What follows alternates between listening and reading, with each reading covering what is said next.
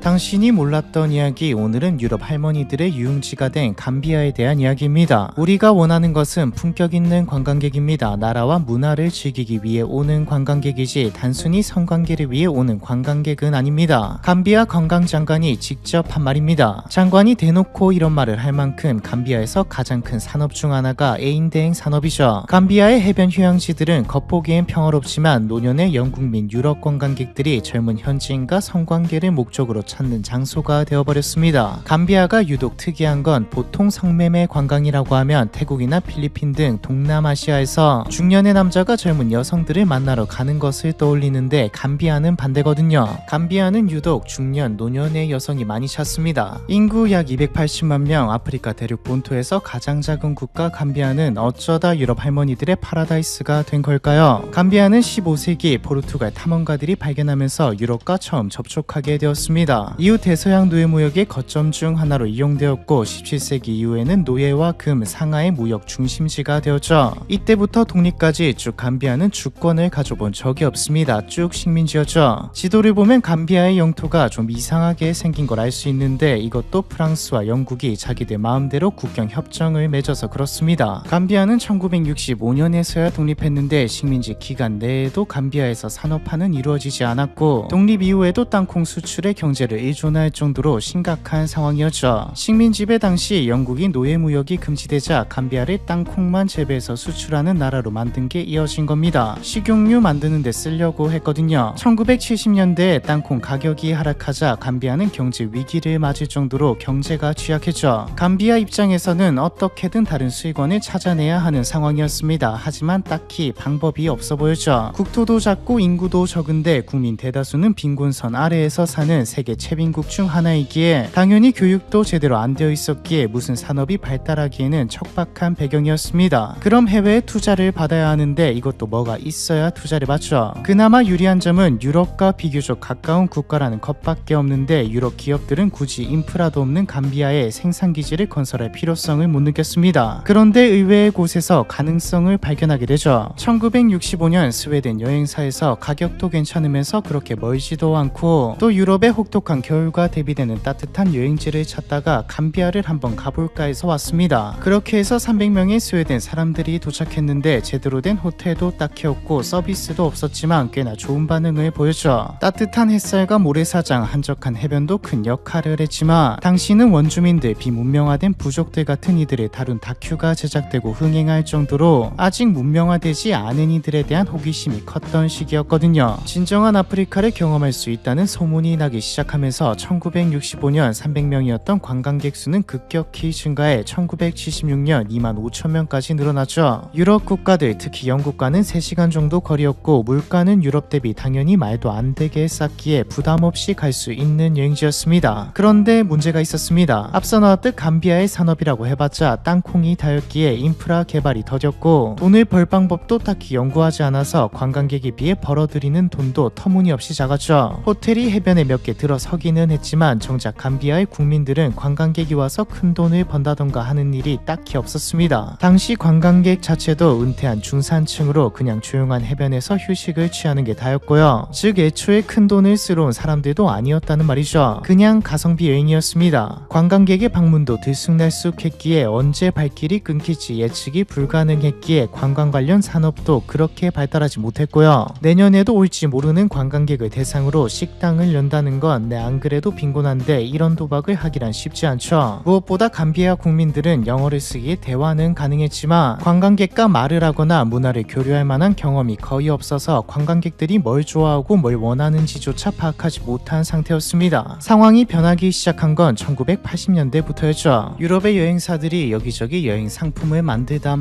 감비아 여행 상품까지 개발했거든요. 우리가 흔히 패키지 여행이라고 말하는 상품이죠. 이 말은 어느 정도의 관광객 숫자가 꾸준히 공급된다는 말이었습니다. 감비아 정부도 본격적으로 관광 개발 지역을 지정하고 외국인 투자를 유치하기 시작했죠. 인프라도 하나둘 생겨났고 꾸준히 관광객이 오자 기념품 상점부터 시작해 식당과 술집, 가이드 같은 관광객 대상 사업도 생겨났습니다. 비록 외국인들의 투자가 들어간 산업들이 주 수익원이었기에 큰 수익은 대부분 해외 기업들이 가져갔지만 감비아 사람들도 이런저런 돈을 벌 방법들이 생겨났죠. 그리고 관광객들과 자연스럽게 대화를 나누 나누거나 연애와 비슷하게 만나는 일까지 생겨나면서 감비아 사람들도 유럽 사람들이 원하는 게 뭔지 슬슬 알아가기 시작했죠. 관광 이외의 산업이 발달하지 않은 감비아에서 큰 돈을 벌 수 있는 방법은 자명했습니다. 해변에서 쉬고 있는 중년, 노년의 여성들에게 접근해 유혹하는 것이었죠. 반대로 중년, 노년의 남자에게 접근하는 경우도 있었지만 감비아에서는 특히 남성들이 여성을 대상으로 하는 유혹이 추가되었는데 이유는 여러 가지가 있습니다. 가장 큰 건 감비아 사람들은 흑인인데 중년과 노년의 남성의 경우 유혹 목적이면 감비아보다 동남아시아를 더 선호했거든요. 간 김에 유혹 말고도 도박과 같은 여러 가지 다른 것들도 즐길 수 있고요. 반대로 여성들은 전혀 그런 목적이 아닌 그냥 가성비 여행 싼값을 즐길 수 있는 이국적인 휴양지로 알고 왔다가 어쩌다 만나게 된 겁니다. 여기서 어쩌다가 중요합니다. 여성들은 남성과 비교해 유흥 목적으로 여행을 가는 경우가 드뭅니다. 그러니까 감비아로 여행 오는 사람들은 애초에 유흥 목적이 아니었고 유흥 목적인 남자들은 다른 국가로 갔으며 여자들은 그냥 왔다가 해변에서 마치 영화처럼 로맨스한 관계를 맺게 되었다는 것이죠. 눈치채신 분들도 있으실 건데 포인트는 로맨스입니다. 그런 목적이 아닌데 와서 운명의 상대를 만난 것 같은 그런 느낌이 중요해져. 장소도 우리로 치면 해변 헌팅이라 분위기도 완벽했고요. 그리고 이런 방식이었기에 오히려 더 돈이 되었습니다. 유럽의 중년, 노년의 여성들은 이걸 성매매라고 생각하지 않았고 운명의 만남, 연애라고 생각했기에 하루 만나는데 얼마 뭐 이런 게 아니라 진짜 이성으로 보고 사랑해서 돈을 막 줬죠. 국가 간 경제력 차이가 엄청났기에 감비아 남자들 입장에서는 큰 돈이었지만 돈을 주는 여성들에게는 엄청난 부담도 아니었고요. 살던 곳에서는 뒷방 늙은이 취급에다 아무도 관심을 가지지 않는 사람이었던 내가 우연히 여행 간 곳에서 헌팅으로 젊은 남자를 만났는데 이 남자는 나를 진짜 사랑하고 내가 조그만 것만 해줘도 너무 감사하고 행복해하다니 헤어날 수 없는 덕과 같습니다. 죽음을 준비하는 잔잔했던 노후에 파도가 치기 시작한 것과 같죠. 지금도 로맨스 스캠으로 만난 적도 없는 사람에게 돈을 뜯어내는데 직접 만나고 관계까지 가졌다면 뭐 빠져드는 거죠. 이런 분위기였기에 당시에는 산업이 아니었습니다. 그냥 개인으로 어떻게 하다가 관계를 가졌는데 감비아 사람 입장에서는 한순간에 부자가 될 수준의 돈을 선뜻 내어주는 것을 보고 또 이게 소문이 나면서 하나둘 개인으로 뛰어들기 시작한 것이죠. 산업이 아니었기에 당연히 유명한 성매매 관광지 이런 느낌도 아니었습니다. 감비아 사람들도 여행 오는 사람들도 아는 사람만 아는 비밀이었죠. 감비아의 관광 산업이 급변한 건